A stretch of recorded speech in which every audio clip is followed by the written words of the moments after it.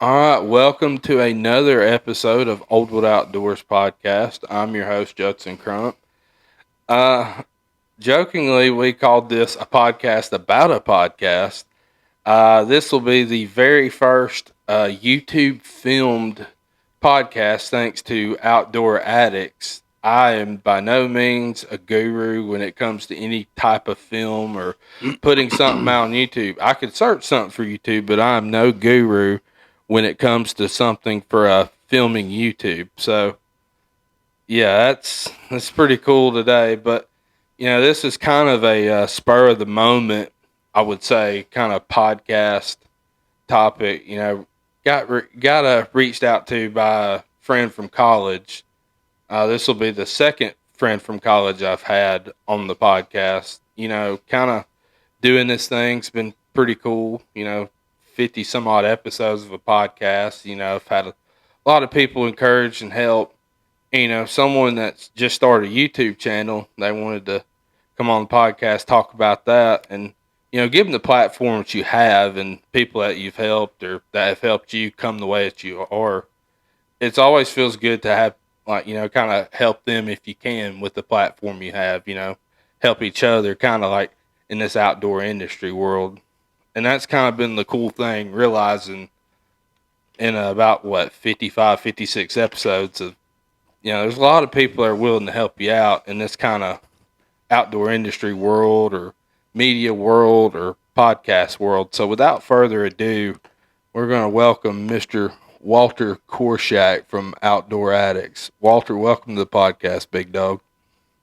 Thanks, Jared. I appreciate it, man. I'm just blessed to be on here and talking with a good buddy from college, and man, it feels good, and it's a long time no see, so I'm glad we could finally meet up and it's been a hot minute. It's what since the hunting expos last time I seen you. Yeah, it's Birmingham. What was like 20? It was 2022 in Birmingham, so it's been a hot minute. Yeah, 2022. I've seen you tearing them duck calls up over there at the Rolling Thunder booth. Yeah, and I actually bought one that day. Yeah, you did. Yeah, I traded around and got something else, but yeah. Was that cut down you was blowing the other day? No, that cut down I blew on TikTok was a Brute XL, an Ebonite Brute XL. Still, I guess they're still judging the TikTok contest at this current time. I don't know. I hadn't heard anything. So, I don't know. I think it ended, April 1st, and it's April 10th right now. So no one can blow one like my boy Judd over here, let me tell you. Good Lord. Man, there's... Not least that I know. Man, there's a lot of good people at blow cut down now. If you go to TikTok and hashtag that TikTok cut down contest, there's quite a bit. I still remember the first time we blew them together at Wallace, and that people was hitting us up like crazy, and we got some free duck calls off of that too. Yeah, those were the good old days at Wallace State Herb Black Precision Machining building. Getting on Gary's nerves every 5 seconds, blowing them duck calls and sounding like geese. Yeah, we were all infamous for getting on Gary's nerves, or trying to. There's sometimes we'd like to kind of, I guess, forgive ourselves of it. We'd go to the local McDonald's in Hanceville, kind of say sorry, Gary, and buy him a coffee. Yeah. What was bad is they knew if you go to the drive-thru, I need a mocha for Gary. They knew exactly what it was to a T. Like, that man no whipped cream, no drizzle, and a lot on the syrup. It's bad. I know that order still. Yeah. How do you still know that? I've bought quite a few of them back in the day. But, yeah, so what got you into the YouTube game? Was it something you wanted to do for a while, or was it just, just like, hey, it'd be a good idea, let's give her a whirl? Man, I don't know exactly why you started your podcast, but I know for me, with the YouTube scene, which by no means is it a big channel by any means, so I kind of feel, like I'm talking like I got some kind of huge channel, but it's I just like I'm gonna be out there hunting anyways, and I took a lot of people hunting last year and guided a bunch of my buddies out and tried to put them on deer and birds and stuff. And well, more deer than birds because I'm better at deer than birds. As this season, it took me 10 days to get my first one, but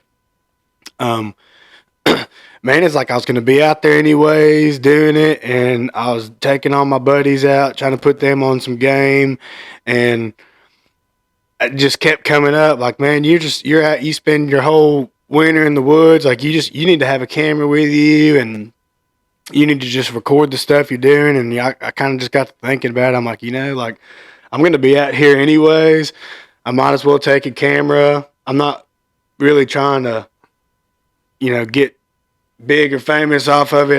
It's just really, I kind of just want to take people along with me and show them kind of what I do. And because as well as I know, you spend a lot of times in the woods too, man. There's some cool and fun things that happen out there when nobody's around. It's just you and Mother Nature. There's some cool things that you're like, how many times have you been out there? You're like, man, I wish I got that on video. Like, no one's gonna believe me if I. Yeah. More times than I can count. I've had moments of, man, I wish I'd have had that on film, but I didn't pony up the money to spend it on film. Oh God, I don't even want to talk about that. Lord, it's getting into it's like it's not really expensive, but the equipment to do it. Because, I don't know, but, if I'm going to do something, I'm going to lug around a camera and I'm going to go, 5 miles deep in the woods with a camera and try and record something. I want it to be, some pretty decent footage, usable, and it to come out and do it justice. I want to do the deer or the game or whatever we're after at that point. I want to do it justice, I want them to kind of feel like they're there with me, like I said, take people along on my little adventures and stuff, and so getting the equipment to do that justice is that's where it gets deep. Yeah, the difference with YouTube and podcasting, I started this thing with a $50 mic, but the more you do it, you're so limited with a $50 setup. I couldn't have Dr. Mike Chamberlain unless he showed up at my door or I drove to Georgia where he was at. Yeah. That was the thing. So with this board I have, it's not like the latest and greatest. But you got to invest some money into having the things to do your interviews and stuff justice, because exactly. If you're going to talk with someone like that, you want people when they're riding that to feel like they're there on the phone. Oh yeah, or something, Yeah, and they're in about 50. I think I'm in the mid 50s of episodes with this podcast. There's been some really crap episodes, and there's been some good episodes. There's been a lot more good ones than yeah. If let's say after what am I going to say? About half, probably about the 30-something episodes, it was kind of crap. Then it finally, with a new board, you got the better equipment. You could talk to different kind of people that, if you had the $50 thing, it's kind of like, well, am I going to go pack up a truck and go drive to California to go talk to somebody? They're going to come to me. No. But yeah, that's interesting how some of the YouTube world and some of the podcast world to a degree goes hand in hand. But it seems like the YouTube world is a way more expensive route to go into it. And it's crazy looking at this camera right here. I had Cuz Strickland. He was talking about in the truth, the camera being about 70, 80 pounds total of gear he's lugging around. That's crazy. And they're walking miles and miles turkey hunting with all that gear and rolling out all that mic out in the middle of the field or something. That's just insane. It is because these cameras nowadays, they're really nice mirrorless setups, people recommend you use. They have different lens setups. So one lens is for your interviews and you're up close. Well, you got to switch. You got to carry multiple lenses with you so that whenever the animal starts moving in, you can do it justice. You got to switch lenses to where you can zoom up. Otherwise, you're stuck at personal interview lens. And just like me, I haven't even got all these lenses yet. I got one lens, and I'm trying to get more lenses, but the lenses are as much as the camera. That's something they don't tell you. You know, you kind of splurge and buy the nice camera, and you're like, cool, I'm done. And it's like, yeah, just kidding. You know, some of the lenses are like $2,500. Yeah. Well, what kind of setup are you currently running right now? And what's kind of your dream setup that you're wanting to get into with this YouTube stuff? So I got the Sony A7 III, and I love that camera. They make an S3 version. It's a little bit more expensive, but they're pretty similar. They both do really high quality, like 4K footage and stuff, and I love that. Really, I love the setup that I have. The only thing that I would like to have that I don't is the lenses. Like I said, I coming into it, I really wish this podcast would have already been out or something similar to where I could have, kind of knew what I needed. But now that I've been doing it for a little bit, it's the lenses are kind of where it's at. It's kind of like my famous saying, like buying a really nice Christensen Arms rifle and then buying a really crappy scope. Like if you're going to buy a really nice rifle and you're like, oh, you spend the money on the rifle, but then you're like, oh, I completely forgot. I got to put the right glass on this rifle to even use its full capabilities. So then you got to go spend, what's the rule of thumb? Like I think Jacob was telling me about, if you spend, X amount on your rifle, you need to spend at least like 50 or 100% or 80% of the cost of the rifle on the optics on the rifle. But other than that, I mean, I really would like some more lenses and stuff, but yeah, we'll get there sooner or later. Oh yeah, that's interesting. I've never heard anyone break down film by like lenses. I thought it was like by cameras or yeah, you just buy a camera and you're done, right? Yeah, that's the impression I had. Like, oh, this camera's awesome for this, and you buy this, or yep. You buy like a GoPro and like a Tacticam gun or bow mount camera or some other camera, like 2 or 3 cameras, and you're like the little set. action cams on the barrels. Yeah, I have one of those, and boy, I have nightmares with them things. Them things just never work right for me. Yeah. I had one on there the other day when I shot my turkey, and it missed the whole thing again. Of course, it's wow. I don't know. I have problems with other things, but yeah, it's kind of like I'm like I was telling you earlier before we started this. It's like I'm unintentionally, whatever, accidentally getting into photography, and 2 good old boys like us from North Alabama spending all of our time in the woods is kind of a big leap getting into the technology stuff to do the things that we've set out to do. I'm sure you've learned a lot with this podcast. Yeah, I have learned quite a bit. I mean, equipment is a big part, and also like, who you get to come on the podcast is pretty big. Like today, it's getting good people on there. Like before, when I first started this, I honestly didn't think I would talk to people like Cuz Strickland or Jim Ronquest or Kurt McCullough or, like 2 previous World Cutdown champions.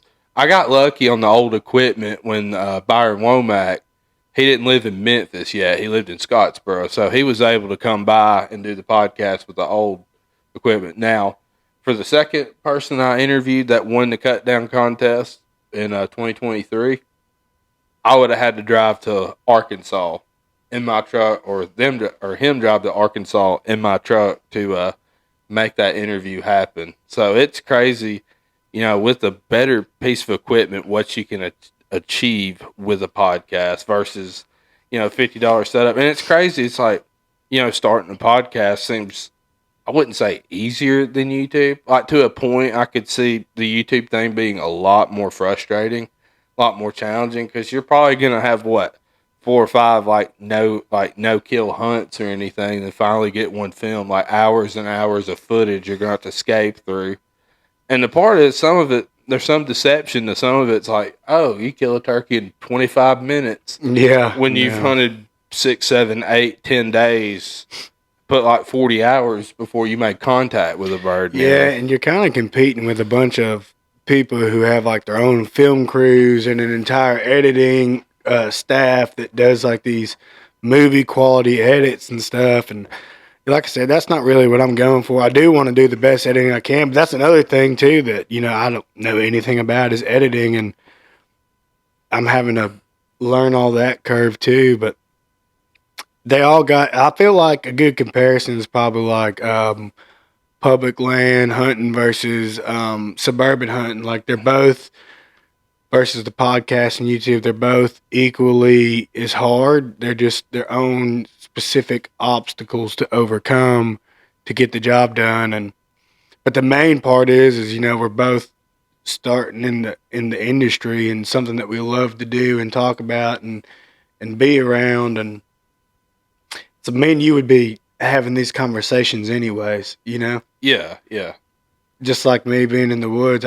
I'd be out there anyways, and might as well record it like you. Might as well record it.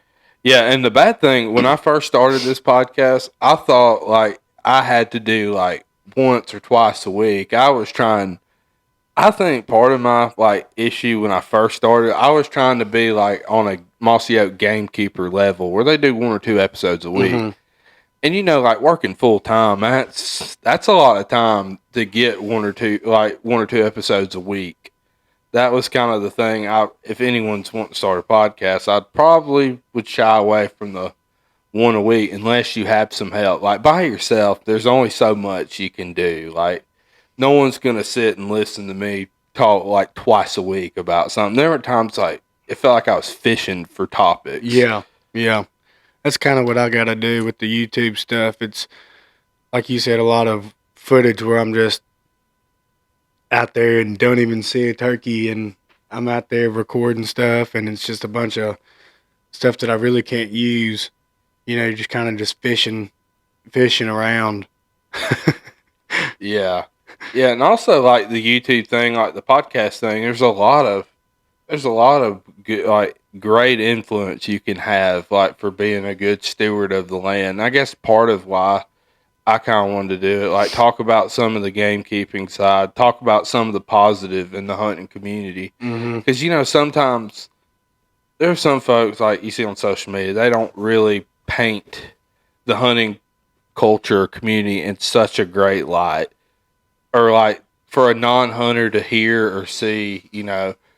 And speaking of like films or documentaries or something, I thought the Colonel and the Fox did a bang up job in painting what turkey hunting actually meant, like, and to convey it to like a non-hunter and why we do what we do, like with management and why we go after the birds the way we do. I thought that's pretty cool, and I think people always bash on like the media age or something of hunting, but I feel like with hunting, like with the media age, to a point, there's some bad. I'm not saying it's not there, but to a point, I think it's made us ask like tough questions or talk to people we generally wouldn't reach out to, or have kind of conversations we wouldn't have. So that's the real cool thing about the potential for like the podcast or the YouTube kind of world. Absolutely. I love how it brings a lot to topics and different points of views. Especially, it kind of gives you a reason to get out there and talk to people and kind of, like you said, search around and really get multiple perspectives on a lot of different topics, and shed light on those topics to other people. That's I have a whole list of things that I want that me and Jacob just talk about and stuff on the phone, on the I guess just on the phone when I'm driving around in the truck and stuff, looking at properties or for work or whatever. And I'm just like, man, if we could just record our conversation. Yeah, and there might be a little bit of editing on some, probably. No, not us. Yeah, that is the cool thing about the media age with the hunting world. I mean, it's made us go talk to people we typically wouldn't, or ask questions we typically wouldn't, or find research we typically would. And like the YouTube thing, you get like into several like channels or something. You watch something, it's like, no, don't tell them how to do that. No, wrong. No. Mm-hmm. It's crazy. It's like you wouldn't think. You think like, oh yeah, it's great. It's information. It's on the internet. There's That's the hard thing There's with a so podcast. much misinformation. Yeah, out that's there. just so hard. Like with doing a podcast or YouTube, you don't want to present like bad information or misinformation. I know I probably have at some point, and it's really the hard kind of thing to not go down that rabbit hole. I mean, I seen on a podcast the other day someone talking about they were talking about dough management, and the guy was on TikTok, big channel, forget the name, telling everybody on God's wonderful green earth to shoot all their does and shoot all their young does. They're new does. They're yearling does. He's like, oh, that's the best ones to kill. You kill them because they're not good mamas, and you know that's all we shoot on my place. Basically, telling millions of people to shoot all their newborn does as soon as they lose their spots because it's better for management. And I'm like, oh my gosh, man, you can't do that. Like the power of the media, like you're telling everybody, because that's I mean, if you ask me, that's a situational dependent factor. A lot of properties, especially around here, you know, I mean, it's not really, there are a lot of properties don't need does taken off. I mean, they're in a growing phase to me is what I would call that. And this guy's telling all these, especially like you were talking about, these new hunters and stuff, they're just getting into the industry and stuff, talking about, take out all their newborn yearling deer. So the misinformation thing can definitely be a little crazy. Yeah, and I think with that point, I think that needs to be concluded with someone with more certified degree than you and I on that topic of quality deer management like that. I mean, to me, some properties are like case by case. There's some overall that transfer all around, but there are some case by case, habitat by habitat. Not all habitat's the same. Yeah, I mean, this guy might have been hunting a farm in, southern Illinois where they see 110 deer a day and 85 of them are does. Well, yeah, I mean, that's probably what you need to do. But, I mean, there's some kid out there that's listening to this podcast that's got a herd of 8 deer that is very common for a new hunter. Is not going to have, most likely, property up to that standard yet. And he might go out and kill 6 of the 8 deer because he thinks it's helping the deer population or something. It's definitely a case by case thing, and that the misinformation stuff can definitely lead you down a rabbit hole if it's not filtered and taken into the right perspective. Yeah, that is an interesting take. I haven't heard that on TikTok about shooting like the young doe saying they're bad mom. I hadn't heard that. Now I have slipped up and shot some young does, and they're tender. Oh yeah, they're tender. Yeah. They're good. Now if he would have said they're the best eating, that's an undeniable fact. Yeah, he's accurate on that. But I've never heard that take. Like I always heard, like, well, you shoot your does early, then kind of you let them be alone till like late in the season, and there'll be. Kind of with that, there's kind of a fence, being here in Alabama, I will kind of sort of die on. Like, my opinion of, like, people say, well, why don't we kill bigger bucks in Alabama? Mm-hmm. Well, my opinion is, I think we have too long a deer season. Yeah. Oh, we have, I do a lot of. Overall in the state, I think we have too long a deer season. Man, I've said it from the beginning, and I might get shamed for it on this podcast, but I'm going to go ahead and tell you, I do a lot of hunting in a lot of different states, especially in Illinois. And I will say, coming from hunting a state like Illinois, we have the most handicaps for our season I've ever seen. I mean, we're allowed to bait. It's rifle season for like 60 of the 90 days. I mean, there's no filter on what kind of rifles you could use. You could take out a 338 Lapua if you wanted to, sit on a corn pile at 700 yards and tear them up. And then they wonder kind of why. And like I said, hunting is our God-given right from the good Lord. I'm all about it. But at the same time, this is one of the only states I know where we've ever shot out all of our deer population, had to bring deer back from up north in other states as well. So, obviously, it goes back to the misinformation. Yeah. You got Alabama wildlife telling people, giving all these handicaps. Well, I mean, you just told, you know, a million people in Alabama they can do all these crazy things. Well, it's going to have an effect on the deer population. Absolutely. Yeah, and there's some hot takes on that. Like, you know, baiting deer, I'm personally not a fan of that. I mean, if you want to do that, that's fine. But there are a lot more studies that show that's more harm than good.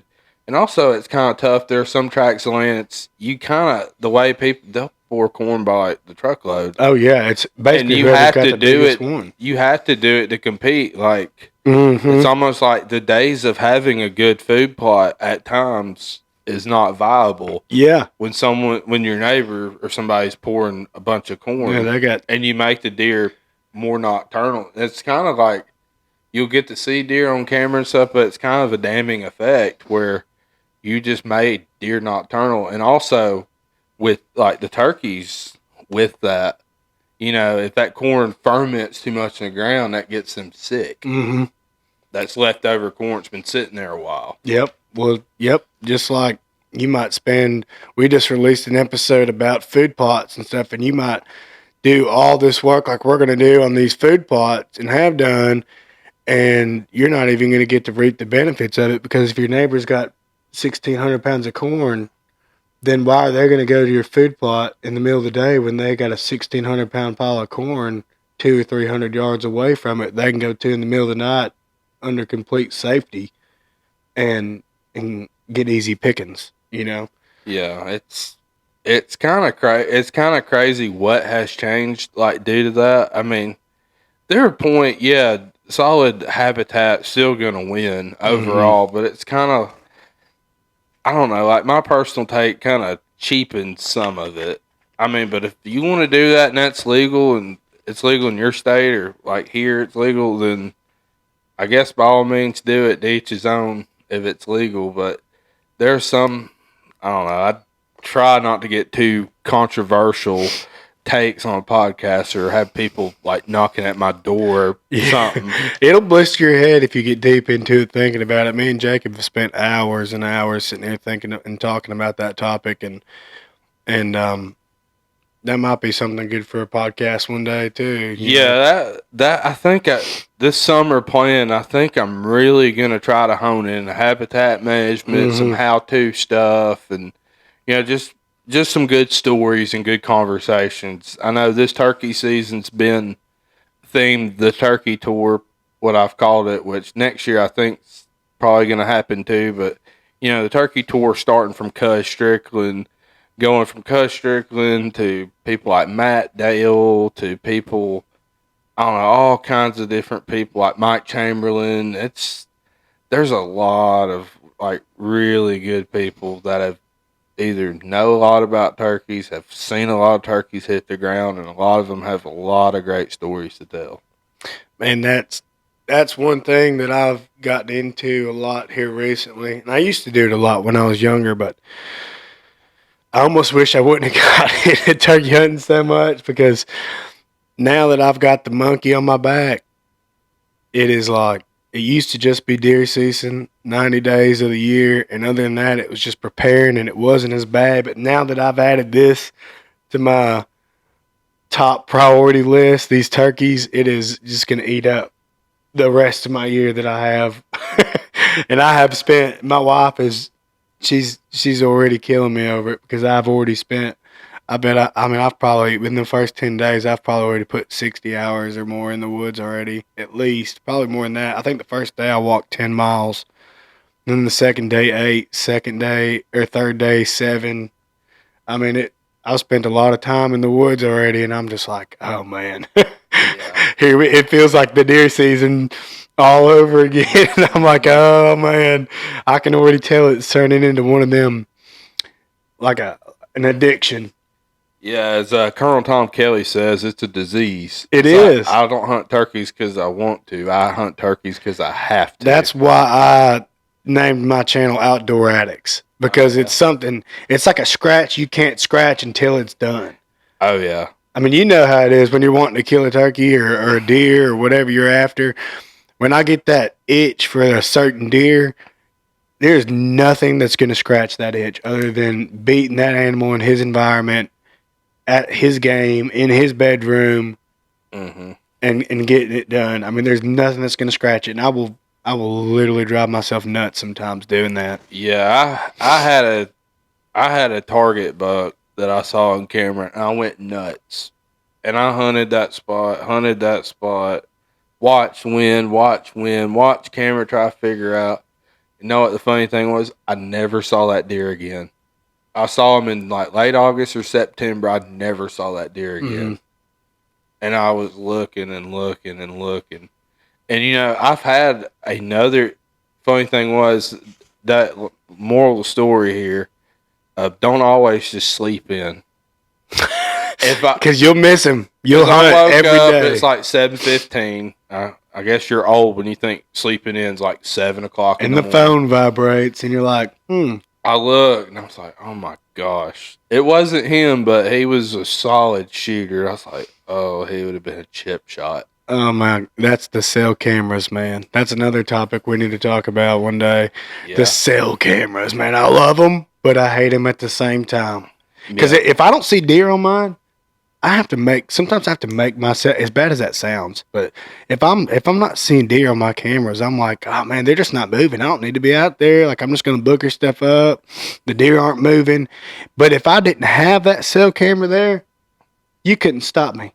I'd be out there because I wouldn't know that the deer are not. And them cameras miss a lot, especially spending as much time as I did in the woods this year after tines. On the deer that I killed this year, that was after I named him Tines. As much hours as I spent after that deer this year, I seen so much that camera missed. And some of the best days that I was out in the woods, the cameras didn't pick up any of it. Wow. And I'm just thinking like I would have been sitting at the house like, well, I didn't miss nothing.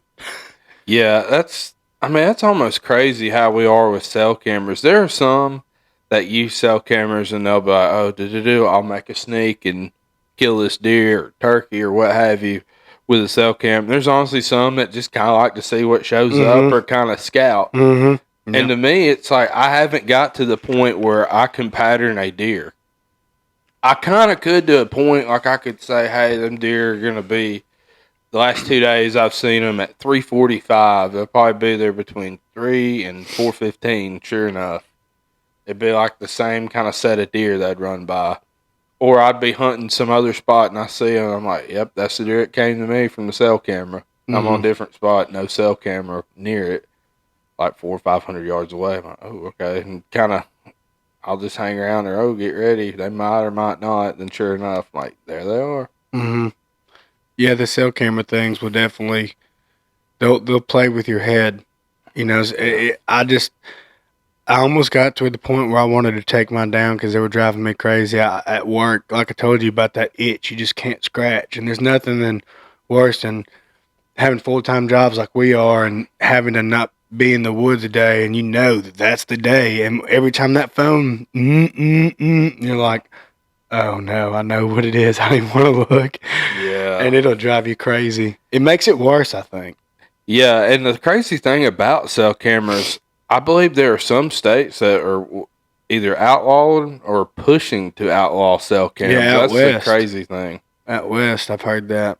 I kind of wonder what the reasoning why they think it's an unfair advantage to having a cell cam. I think out west they got a lot of different spots, and this is just my take. I don't know, but you know, water is a big thing out there, and so a lot of people put them over water, and obviously the game has to come to the water. You know what I mean? So, but when they go to the water, it's kind of like a unfair advantage because they have to go to the water. It's the only water on the property. When they go to get the picture, lets the hunter know. The hunter could potentially ease out there and take advantage of the situation, whereas otherwise, and there's been a lot of big deer and big animals killed because of cell cameras, undoubtedly. Oh, you know, yeah.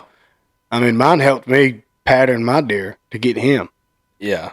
So, I mean, I don't know. I wouldn't say that I wouldn't have killed him without that, but it definitely played a hand in my I'm sure in my decision making process that put me in the right path to kill that deer. Yeah, and I'm one of those. I have something to show for it. Like I shot a doe the very first sit in a spot I found during turkey season. I was like, oh, looked at the sign and saw like, oh, this is some kind of travel point. Mm-hmm. Never saw it on the property we have. I'm like, oh, okay. And that's the thing, like about turkey hunting too. That's kind of another little free tip with the podcast is always be observant, like of those woods when you're turkey hunting, finding sign or for Yes. turkeys or deer. That's where I Yes. find like good deer hot spots. Hunting is hunting.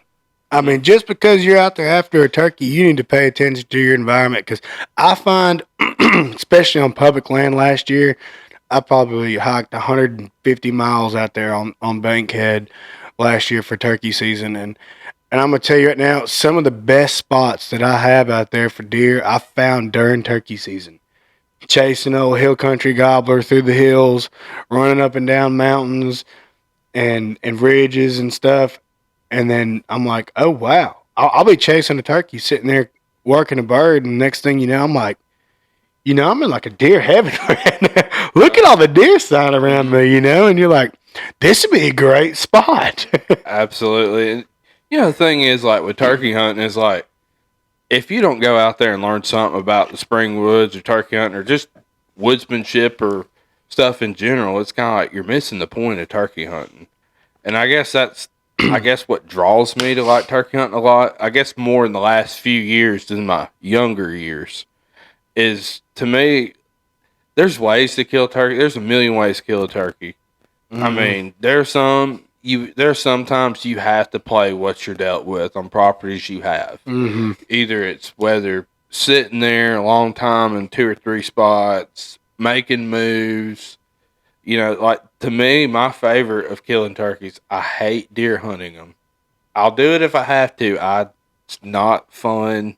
Not fun. I'll do it. I've killed a couple doing that. It's not fun. But Going full blown deer hunter. Yeah. Yeah, the best, like my favorite, if given the chance, is I like the chess match. I like, hey, using terrain, knowing what I know, looping through woods. Like, make it where, it's a chess match and you kind of earn it. But don't get me wrong. I like when he's gobbling good on the limb, he pitches down, you softy up at him, ow, ow, and he's coming. Those are the fun ones too, because it makes it, well, yeah, I get to eat biscuit pretty early, like 7:15 instead of now I'm going for a Hunt Brother pizza and either success or in defeat. Mm-hmm. That's like this bird on the property that I was at this week. Yeah, tell us about that. Tell us about old turkey story. 4+ year old bird. Been after him. I assume it was the same bird, but because I know where this turkey was staying at, he just did not care about the females. I mean, I could get him gobbling on a limb. As soon as he hit the ground, he shut up. I'd sit there and wait on him, work him, and he just wouldn't work. But I knew he was coming to this field. He comes to the field every day. I missed him in this field 2 or 3 times. Not actually missed him, but like he beat me at the game, sitting on this field waiting on him because I knew he was coming, and he'd bust me every time. I had to go full blown deer hunter on him, man. I could not. He wouldn't come to a call. He's a 5-year-old bird, 4 or 5-year-old bird. He knows where the hens are. He's not really playing the game. He knows he's been. It's his stomping grounds. He knows it. But one of his little travel corridors was just this little field out in the middle of nowhere that he'd walk through. And he'd walk through there right at midday, and and I'd seen him do it a couple times, and I'd chased him and tried to do the old run and gun chasing him for 7 or 8 days and couldn't get it done. And finally, I just was like, I know he's coming to this field. I'm just going to have to do the long, boring, not fun way, and I'm just going to have to sit here completely still for hours until he slips up. And second day of doing that, he come slipping on through there, and I was sitting still doing it right, and he didn't. I beat him at the game. He didn't catch me right off the bat, and it's so hard to do that recording because it's camera and between your legs going numb and being uncomfortable and seeing a bird that's already can see an insect on the ground at 40 yards to not seeing a 230-pound grown man with a gun, a backpack, a half blind, a tripod, a camera. I mean, it was hard, but I went full blown deer hunting on him, and he slipped up, and I was in the right place at the right time, and it just boils down to persistence, man. You just gotta. The more hours you're out there, the higher your chance. And the thing is with me, man, I have to remind myself all the time is just sit out there and I pray and I talk to the Lord. It's where I'm closest to God at, and I just try and I got to remind myself that it's not a job that I'm out here just soaking it up. You know what I mean? Because I get so caught up in chasing whatever I'm chasing that sometimes I forget that I'm actually enjoying myself. You know what I mean? Oh yeah, and that's the bad thing. Sometimes, like we lose, like how much did we lose sight of things? Mm-hmm. Like how much did we lose sight of like a pretty sunrise? Because we were all hung up gung ho on something, and we didn't take time to smell the roses. Or there were times like we got it done, but there's like looking back, did we really appreciate the chess match? And, you know, I get guilty of it. Like sometimes, did we really just forget like the chess match? And we get so hung up on have a gobbler hanging picture, awesome. You know, kind of that kind of thing. Do we get so hung up on that we miss, or like, what did those woods teach us? What did that bird teach us sometimes? And that's what I learned off from, Lee off of Seek One. I seen one of his episodes and podcasts and stuff of them talking on there, and they said he kind of got caught up in the camera scene and said that he was putting the camera and stuff first before the animals and the game that he was after, and because he put a bad shot on that one deer and he beat himself up over it. And that's one thing I might get made fun of for it, but I kind of hope and I'm going to try and make sure that never happens. Is that like just like this turkey? I mean, I had the camera on, or so I thought, and I turned it on and hit record, and I guess I fumbled around and didn't hit the record button hard enough and missed the shot by like 5 seconds, and the camera recorded after.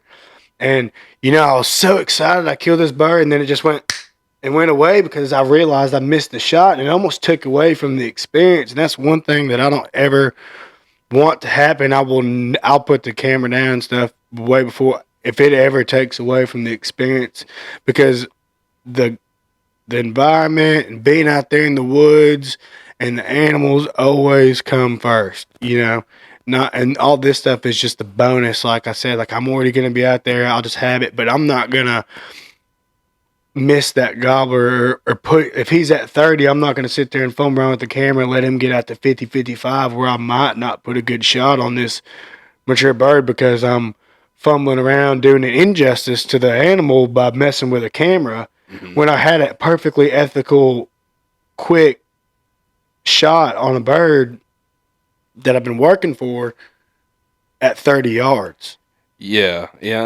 And even top profile people like Dave Owens, there's been a lot of takes he's missed a shot on birds.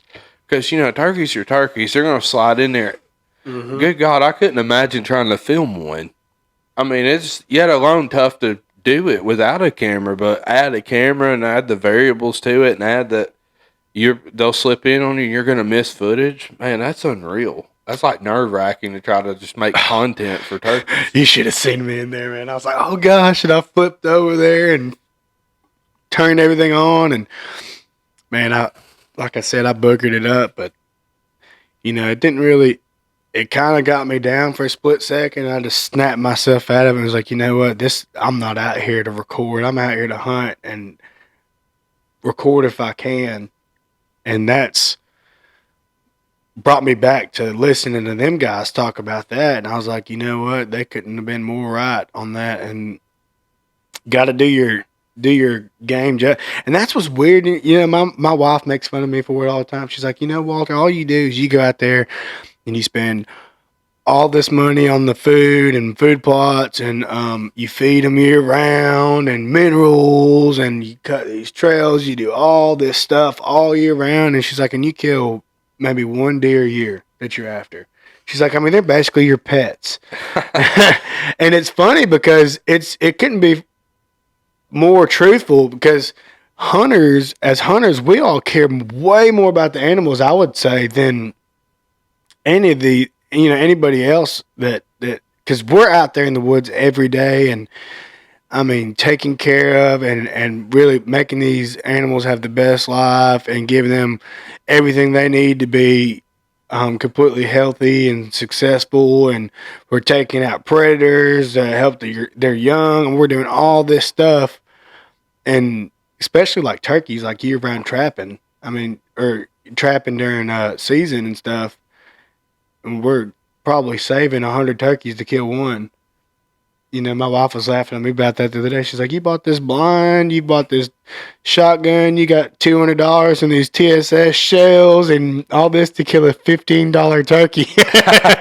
Yeah, that's the thing. And everyone's like, well, you'd be better off going to the freezer section at Walmart, go pick you up a turkey and put it in your front yard and have some cold beer and shoot it with a shotgun in the front yard, and you go turkey hunting. I'm like, oh, there's something else to it. Yeah, it ain't about the turkey meal.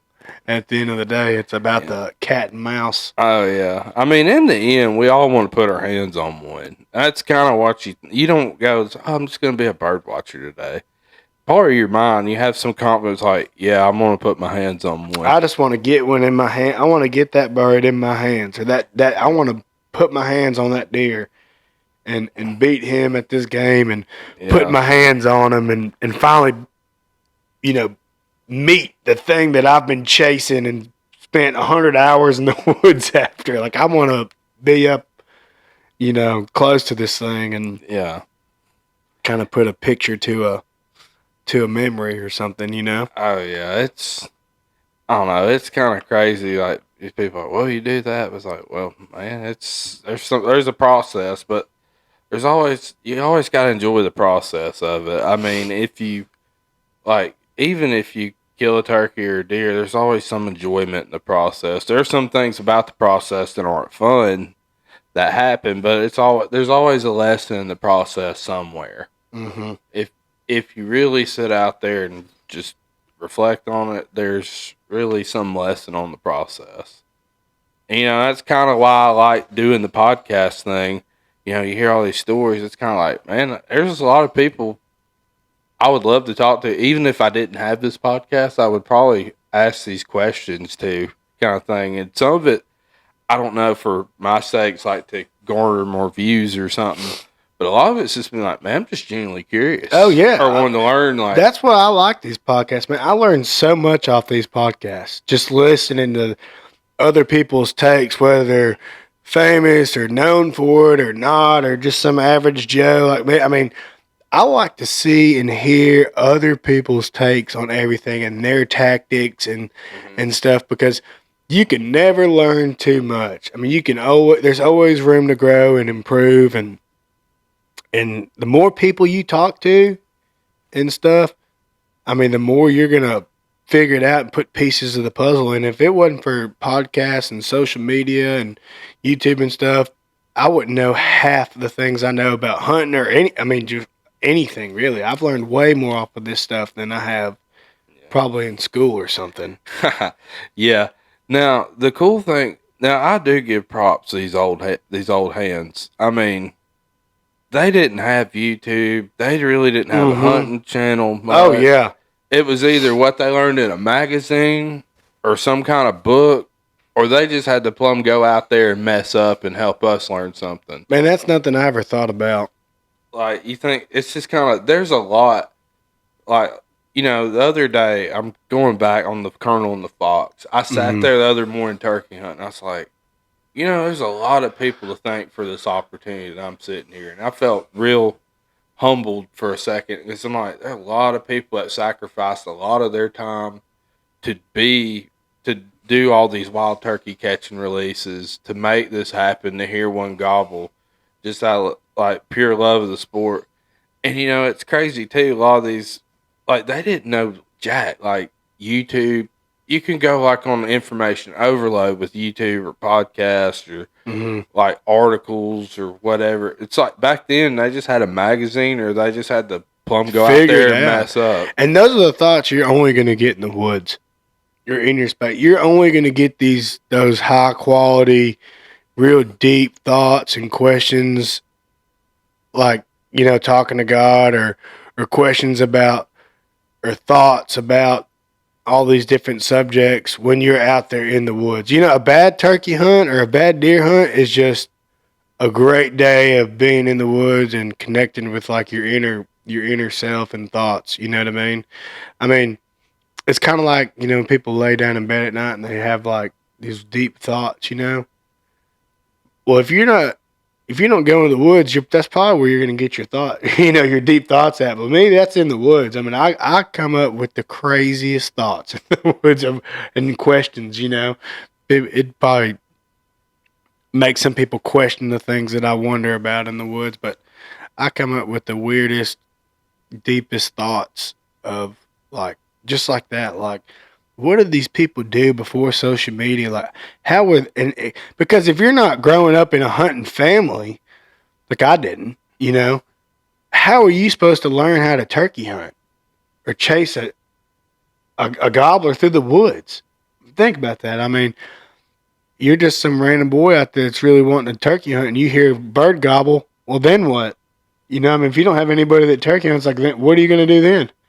I mean, Yeah, it's crazy. All these old heads and stuff like back in the day. It's man, you just wonder how much did they mess up to kind of pave a way for us in some way. And you know, like hearing them, they like even hearing a turkey still today. Like you hear one gobble pretty good, still like half a victory. It's like, oh yeah, I heard one or oh I saw one. that's a win. That's a win. And them guys said they still went out and even went to doctors to get their ears checked because they didn't hear a bird gobble all season long. And his Really? hearing was just fine.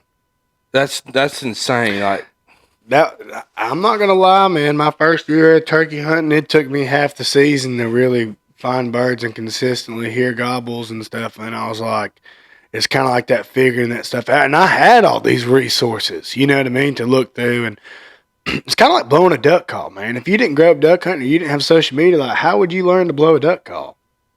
I mean, because I'm sure everybody at some point, I know I have when I was learning to blow a duck call. I mean, I was looking up tutorials on YouTube and listening to other people call and, you know what I mean, trying to sound like them and just other things, you know, because honestly, if you're just listening to a natural hen mallard call, it doesn't sound anything like that. I mean, you would be a bad caller and be thinking, oh, I did pretty good, you know? yeah. You know? Yeah, that's one thing I've got I'm self taught on a duck call. I taught myself a lot. Then finally got into the YouTube thing in like high school. I mean, people like Jim Ronquest, John Stevens, kind of people I learned to call, and other people I've known that hunted. And there's people like now, like even I try to learn from still or hear. It's you can hear how I blow a call. Like I can hear them. It's like there's some of what I do is what they do. It's kind of, you know, that's how I learned. Yeah. It's crazy. Like that's a hard thing to learn too. And Yeah. even like yupping on old diaphragm calls hard too. I'm still I not hadn't good at got it. that down yet. You're still way better than me. I almost got that good front end yelp now. I'm not. Once I was trying to run 3-reeded mouth calls. I went to a 2-reeded bat wing, and it's made it a lot better. That's what I use too. Yeah, and that's hearing Dave Owens was saying on like Gamekeepers, it's probably best like you're not super seasoned on mouth call to go run a 2-reed mouth diaphragm versus a 3-reed because that takes a little more air, and you know. But Dave Owens on a mouth yelper. It's also one day I got bored. I went back to like 14 years ago and watched one of his videos. And like, man, he sounds night and day better from when he was yelping 14 years ago to now. It's crazy. Really? Yeah, It's unreal. Now, he would be a bucket list podcast. Now, he would be bucket list. I'd consider him, like Will Primos would be bucket list. Colonel Tom would be bucket list. You know, that'd be. I'd like to get on a podcast with Michael Waddell. I think he'd be a little entertaining. Just think about all the stuff he's been through and seen and done. I mean, I could talk to that guy for hours. But what got you into the podcast? What made you start doing all this? Because that's something that's just been in the back of my head wondering. Man, you know, I've never been asked that question by someone else on a podcast or on any podcast. That's a question I really would love to answer. So let's go back, you know, about 2019, 2020. You know, podcasts were kind of getting bigger, right? Mm-hmm. Yeah. Like there's In the Line podcast, even Joe Rogan was getting bigger in that time frame. Yeah. Oh, Joe. Yeah, Joe Rogan Experience. Dirty Joe. But you know, I've teeter-tottered from like 2020 to August 2022. I've teeter-tottered with the idea of a podcast. I'm like, yeah, no. Kind of like, anyone gonna listen to me? Probably not. So one day, it's a Sunday evening, we go eat at a pizza joint here in South Huntsville. Good pizza, by the way. That's totally off base, but you know, I had to say something. Don't get me hungry now. But I was talking to Jo Marie, my wife now, which she was my girlfriend at the time, and I was saying, you know, I'd really like to start a podcast. I think it'd be cool. I think it'd be cool to talk to these people. I think it'd be cool to hear what they had to say, you know, hear what I've kind of learned or something, you know, or to meet people, you know, just for fun doing it. So the next day, I go to Best Buy. I buy the $50 mic setup and the cord for my phone. I look at apps to record a podcast on. I get the app. I record my first podcast. I think it was like 22 minutes long, episode 1. And there was about 10 takes before I could make a 20-minute conversation. And there had to be a little, in the early days, like by yourself, there had to be a little liquid courage before you did a podcast. It was so Kind of like your like first time talking to a camera, like for me. yeah, it was so like nerve wracking, and it's like, oh my gosh. Then you're like, then I'd get to the point where I'd write on a whole page exactly line for line, like I was gonna say, like I'm on some Hollywood TV show, and think, oh yeah, something. Then scratch. It was awful. It was like almost like public speaking, stage fright, awful. So that's in like a roundabout way what got me into podcasting. And there was about, I don't know when, there was a point I was like, you know, I'm about as far as I'm going to ever get this podcast. I got this, you know, no one's going to want to come to me. No one's going to want me to come to them. No one is going to really listen to me try to ramble on for twice a week, you know. And there was some criticism I've had from some folks, which I'm grateful that they did give criticism and feedback. And there was some reflecting of kind of what the podcast should be, how to retool it. You know, I'm by no means a guru with podcasts or anything efficient with a podcast, you know, but it was, I think, what was it, about spring, summer 2023, things kind of started to trend better. You know, it started to trend a lot better for the podcast kind of world. And there's been a lot of screwing up I've done, either with a crappy audio. You know, speaking of crappy audio, you know, old brother Caleb Estel, we did a episode last year. Everything checked out good during the sound check with that mic. Something about the Winston County hills in his living room. Dude, it was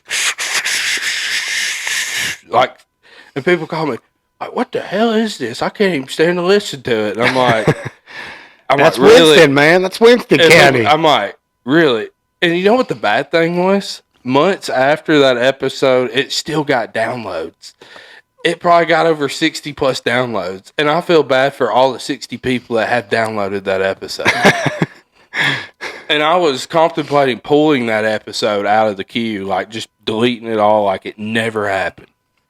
It was that bad. And Technology, man. That goes back to it. It's a blessing, but it can also be a curse. Exactly. And it's crazy that so many people like can get patient to a point with podcasts. Like, you figured, like, to a point, I always thought like it should be like people would love, like, I don't know, like a radio, like perfect radio voice. You know, there's some podcasts that people tune in, they have like the little like internet delay or something, and people still tune into it and still love it. That's just weird, man. So, next question.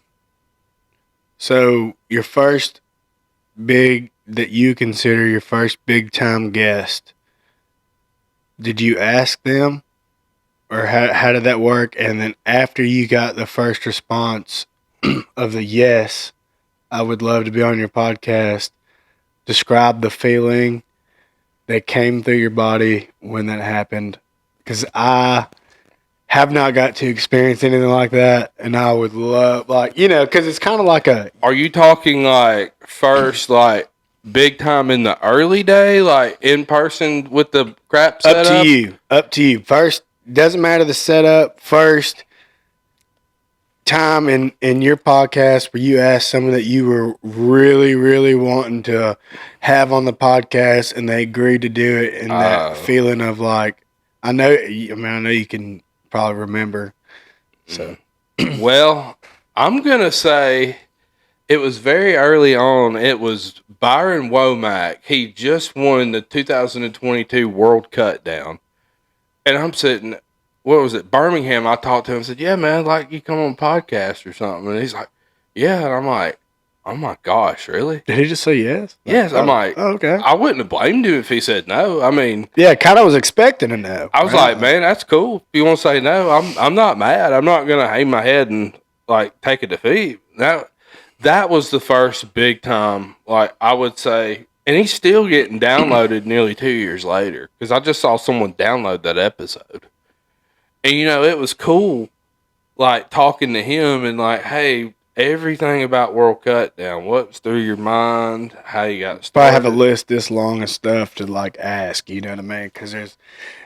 Yeah, he was, I would say, like, another one was Jim Ronquest.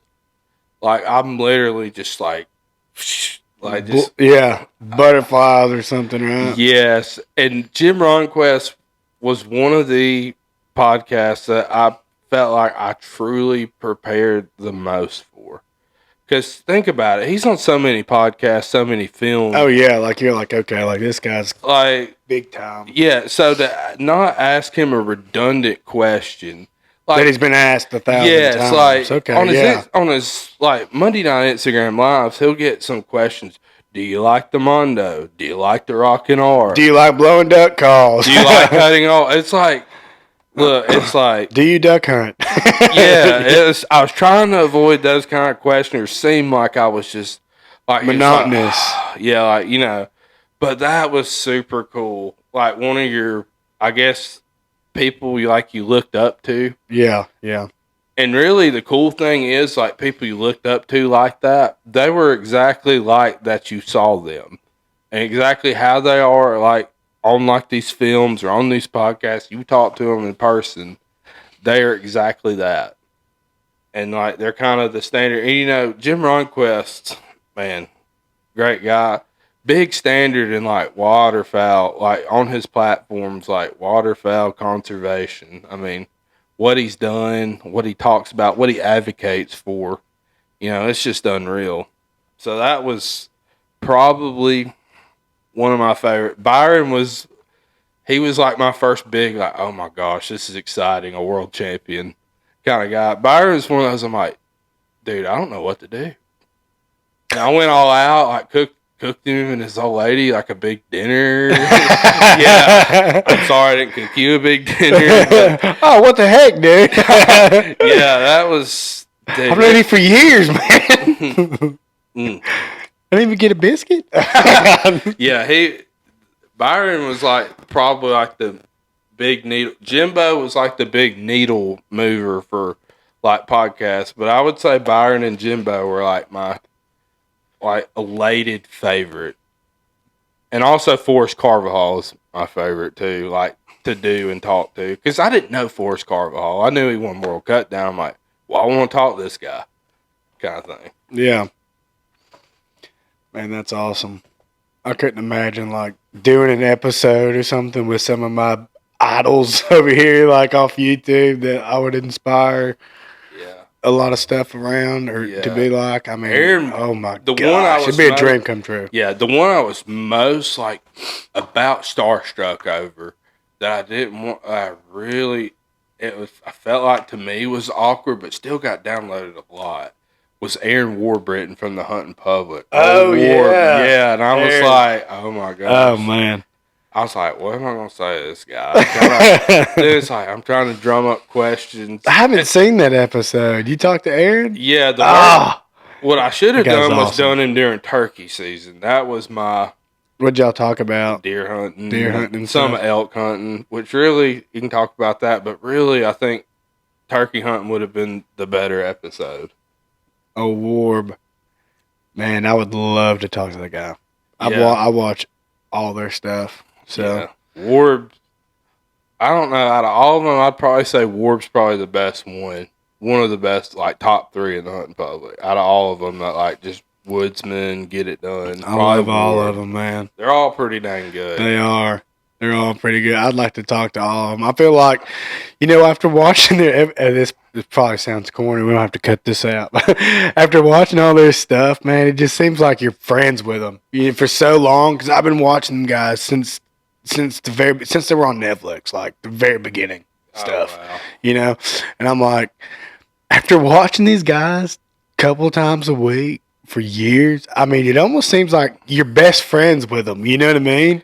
Yeah. So to like meet them and them be just kind of like that, you're just kind of like, oh wow, Yeah. like Yeah, and that's the cool thing about podcasts. Talk to people, and it's like, they're exactly who they're portrayed that they are on film.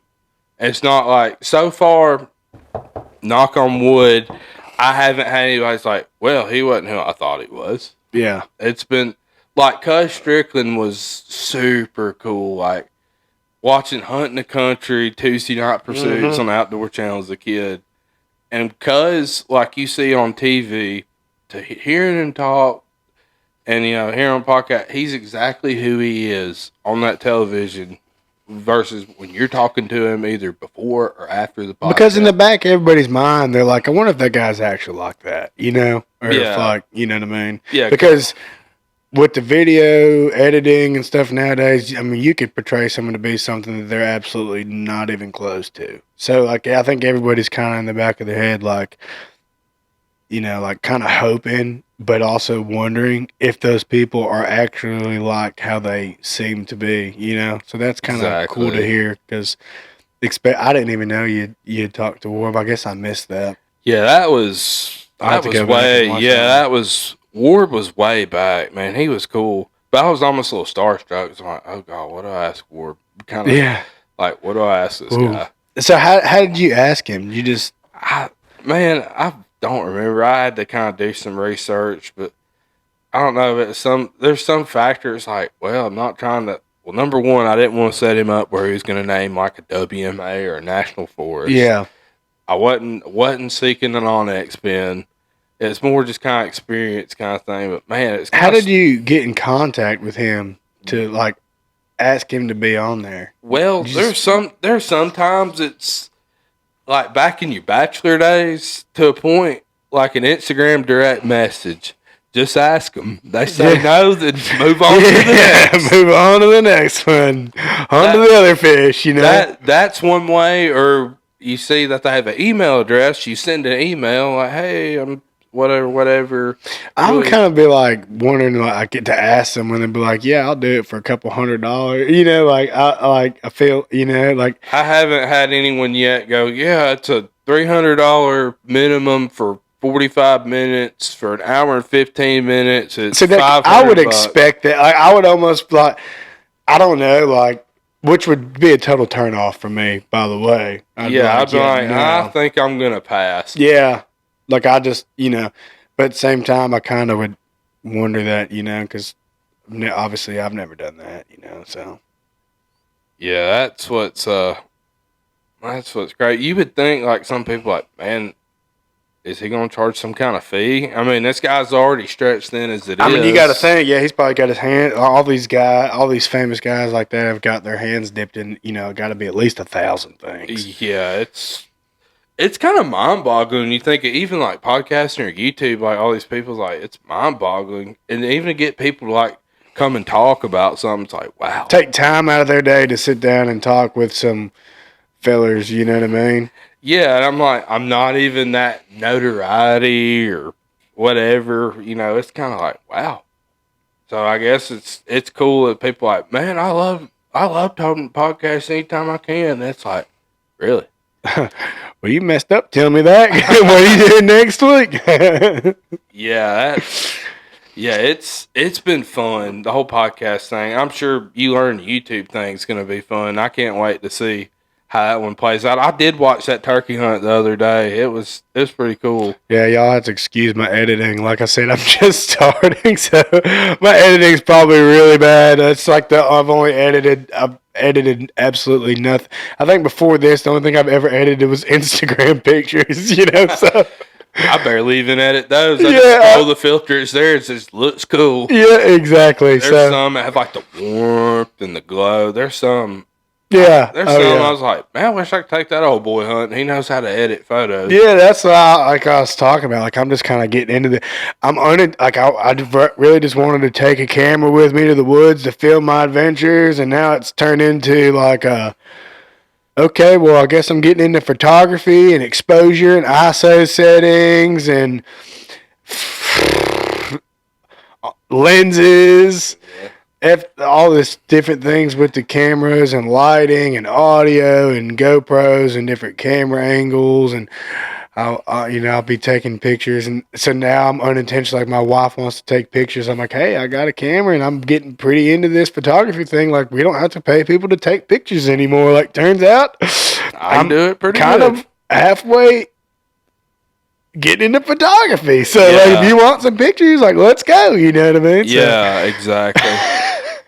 Now the hardest thing, like another hard thing, I'm like, how in the world? This is such a rabbit hole. And I get in that podcast. How in the world did you come up with Outdoor Addicts? I'm sure you might have had like 20 different names. And said, "Yep, that's the one." The first one was Walton Wild Outdoors. Walton the Wild, you know. So, but Sounds like some get like some health nut or something. Walking the wild, like Yeah. some TikTok handle. well, it was short lived. But then I just wanted something that me and Jacob were just sitting there shooting the bull on the phone, which once again, one of them days where it's like, we should be on a podcast, and we're just sitting here talking, shooting the bull for hours and coming up with names, and I come up with Outdoor Addicts, and he was like, because we were talking kind of like, I mean, you were talking, I was like, man, it's just almost addicting to be outdoors. You know what I mean? I'm like, wait a minute. Like, that could be something, you know? And so here we are. So, but I also wanted something very open and bland, like not bland, open and broad. That's the word. Broad, because you know as well as I know, I mean, we hunt ducks. I mean, me and you, we'll get on some turkeys. We'll get on some deer. We'll get on an elk. We'll get on anything with a hint of hair or feathers that we want to hunt on, or I mean, we'll take the Toyotas off road to get there. Like, it just needs to be outdoors, anything outdoors, because you know I'm kind of not just going to limit my stuff. Kind of like the hunting public. Like, there's like the hunting public. Well, if they don't hunt public, it kind of goes against the entire name. Like, so I wanted something pretty broad, you know, that Yeah. didn't seem out of the ordinary. Like, if I'm Yeah, the origin story about the name of the podcast, it's kind of drawn blank to me. I don't remember I don't remember what names I had. You live on Oldwood Road. Yeah. Yeah. I was like, when you sent me your address, Right. what? That was part of some of it. And it's like, there's some like, well, I'm not really creative with the name. I'm like, no one wants to go outdoors with Juddy Daddy or some kind of crap like that. I mean, I don't know. Oh, Judd Daddy, back in the days. That was the old handle back in the day. Yeah. And also like the logo. I mean, it could still be the handle. I mean, it can change it right now. Yeah. I mean, the logo thing was almost a feat in of itself. I posted like, hey, I need somebody.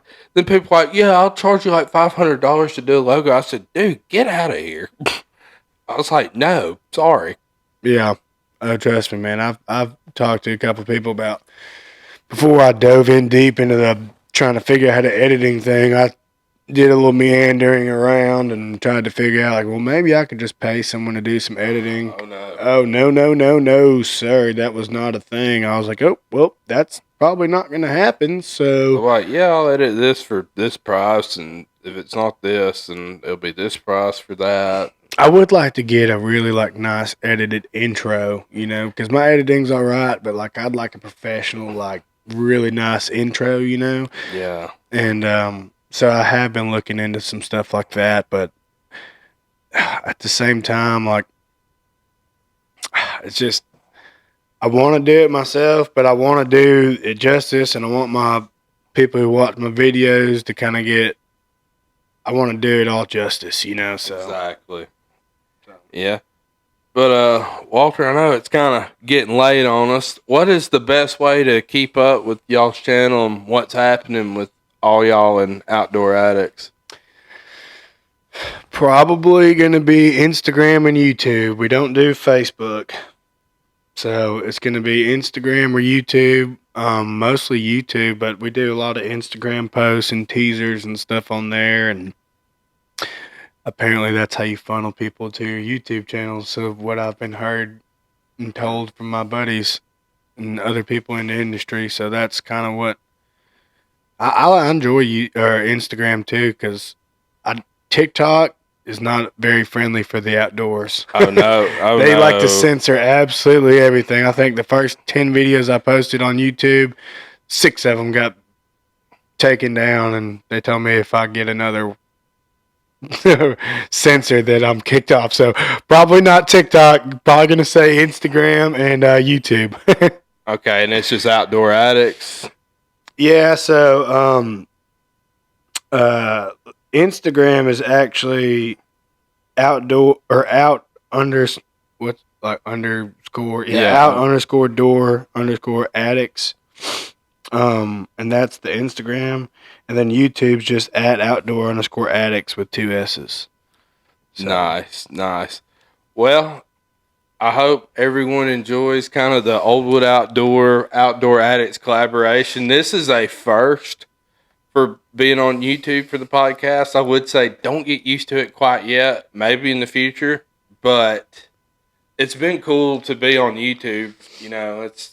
Let's face it, it's like, hey, I'm on YouTube. So it's 2 birds with 1 stone. Exactly. I mean, and part of like the industry is just helping out people that, if you've had people help you, like just return the favor down the line. Who knows what you're going to do with YouTube? You'll help somebody out down the line. I appreciate it. I mean, I just enjoy a good conversation with a good buddy. So exactly. I'm just happy to be here and to be talking and really ask you some questions too about everything you've done now. So there's a lot of great people that have continued like whatever growth this podcast has, and if it doesn't take off big, I've had fun doing it, and there's a lot more to come. But guys, I appreciate Walter coming on the podcast. I don't know when this quite is going to air. We'll game plan something about when it airs and probably try to drop them both at the same time. Mm-hmm. That way you can go listen to it on the go or watch on YouTube. So anyways, make sure to follow Outdoor Addicts, and if you like this episode, if it's on YouTube, share it with a friend. Yeah, everybody go follow Judd and his podcast. I'm sure y'all have heard all about it. It's absolutely amazing. Has some really cool guests on here. Judd's really taken off on this podcast, and I've enjoyed watching. Apparently, I've missed an episode with War, Yeah. but I've enjoyed listening to all these episodes on old. You tell them. You tell them all your stuff. Yeah. It's not. And mine. no, I did not pay Walter to say that. If he wants to say, I did not pay him to say that. He didn't even cook me a biscuit. To be honest. Yeah, that's true. On Facebook, it's going to be Oldwood Outdoors. Instagram at Oldwood_outdoors.